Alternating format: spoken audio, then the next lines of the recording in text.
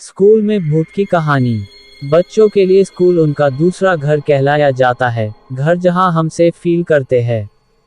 पर तब क्या होगा अगर हम वहां भी सेफ ना हो? ऐसा ही कुछ हुआ था 15 साल की निशा के साथ। तो आइए सुनते हैं पूरी कहानी में क्या हुआ था। अभी आप सुन रहे हैं स्टोरी अड्डा एफएम। अगर आप और भी मज़ेदार कहानी सुनना चाहते हैं तो हमारे यूट्यूब चैनल स्टोरी अड्डा एफएम को सब्सक्राइब कर ले। यहाँ आपके लिए हर दिन एक से एक मज़ेदार कहानियाँ सुनने को मिलेंगी। निशा ने एक डांस कंपटीशन में पार्टिसिपेट किया था और अपनी परफॉर्मेंस की प्रैक्टिस के लिए वह स्कूल खत्म होने के बाद अपने दो दोस्तों रमन और पॉल के साथ रुकी थी। डांस प्रैक्टिस करते वक्त निशा के दोस्त पॉल का बैलेंस बिगड़ गया और वह नीचे गिर गया। उसका पैर ट्विस्ट हो गया था और वह बुरी तरह दर्द से चिल्ला रहा था।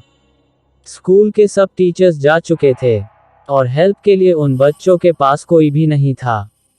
तभी निशा भागकर मेडिकल रूम गई, लेकिन वहां भी तब तक ताला लग चुका था। उसी वक्त निशा को लगा कि जैसे कोई उसके पीछे पीछे आ रहा है। वो मुड़ी तो उसे एक परछाई ऊपर जाते दिखी। निशा को लगा कि शायद स्कूल स्टाफ में से कोई तो अभी भी स्कूल में है और इसीलिए निशा उसे रोकने के लिए उसके पीछे भागी। निशा भागते भागते स्कूल के 3rd फ्लोर पर आ चुकी थी। उस फ्लोर पर स्कूल स्टाफ के अलावा किसी का भी जाना मना था।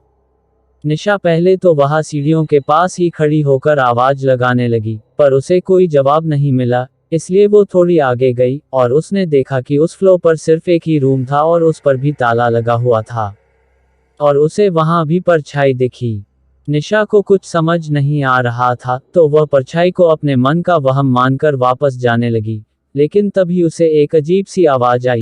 जब निशा ने पलटकर उस कमरे की तरफ देखा, तो उस पर जो ताला लगा था वह टूटकर नीचे गिरा हुआ था। निशा एकदम से चौंक गई। वह उस रूम के अंदर गई। उसे दिखा एक आदमी खिड़की की तरफ मुंह करके खड़ा है।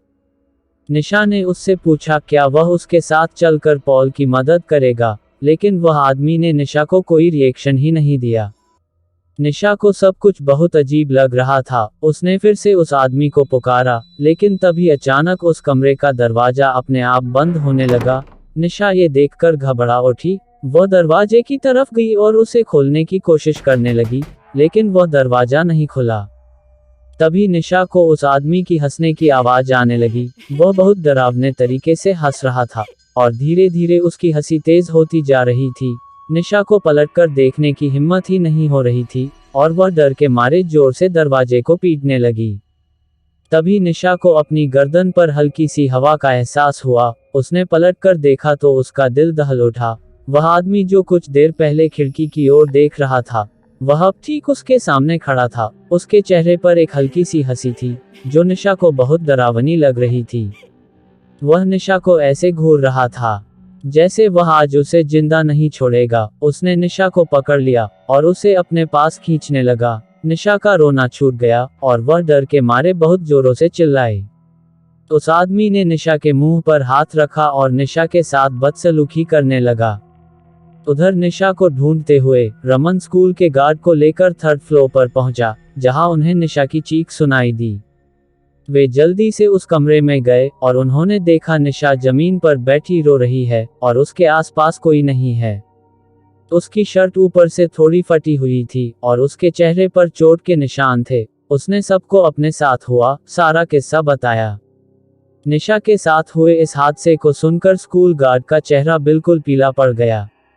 गार्ड ने निशा और उसके दोस्तों को बताया कि कुछ साल पहले स्कूल में एक सफाई कर्मचारी काम करता था। वह थोड़ा पागल सा था और वह लड़कियों को बहुत ही गंदी नजरों से देखकर हंसता रहता था। एक बार उसने एक लड़की के साथ बदसलूकी भी की थी। उस लड़की ने जब उसकी शिकायत की तो स्कूल की प्रिंसिपल ने उसे हमेशा हमेशा के लिए उसे स्कूल से निकाल दिया।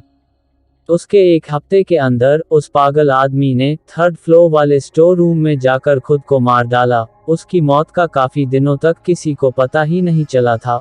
उस आदमी की बॉडी बहुत ही डरावनी हालत में पाई गई थी और तब से उसकी आत्मा उसी कमरे में भटक रही है। इसीलिए स्कूल के 3rd फ्लोर पर किसी का भी जाना बंद है।